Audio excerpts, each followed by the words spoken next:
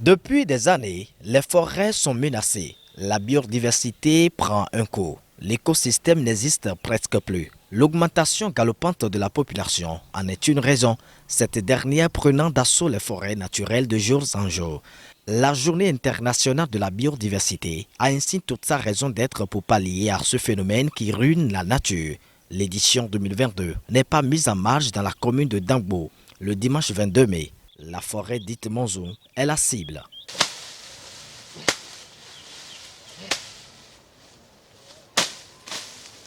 Le cas que nous avons aujourd'hui ici, c'est le cas de la forêt sacrée de Monzon, typiquement expressif. C'était une forêt qui était ici, qui était un peu plus constituée que ça, où il y avait des espèces animales qui étaient là. Mais aujourd'hui, cette forêt, elle est devenue forêt sacrée pour le peu qui est conservé. Mais vous constatez avec nous que il n'y a plus de la richesse au niveau de cette forêt.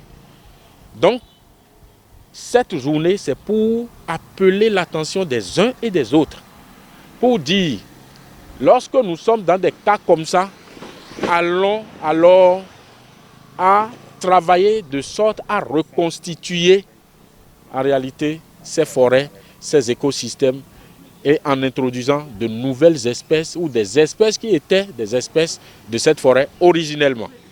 Et nous avons pris l'engagement de ressusciter cette forêt qui va nous servir nos enfants et servir les générations à venir. À cet effet, 4 différentes espèces sont mises en terre. Aujourd'hui, nous avons mis 4 espèces au total en terre.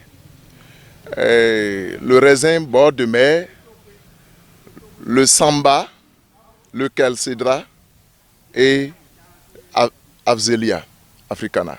Protéger la nature pour mieux vivre. Les forestiers lancent ainsi un message fort pour la reconstitution des écosystèmes. Qui veut mieux vivre, plante des arbres. Qui veut mieux vivre, protège les animaux. Qui veut mieux vivre, protège la nature. Aujourd'hui, je demande à tout le monde, où qu'il soit, d'aller planter des arbres chez eux, de ne plus empoisonner des cours d'eau, de ne plus utiliser des intrants, des produits phytosanitaires pour le traitement de leur sol, de leurs produits et d'encourager tout le monde à protéger la nature où qu'ils sont. Donc que chacun, nous tous, population, nous tous, nous apportons notre pierre à l'édifice, à la reconstitution de nos écosystèmes. À noter que la forêt de Monzon est sur une superficie de 1373 mètres carrés. Le cap est mis sur la prochaine édition.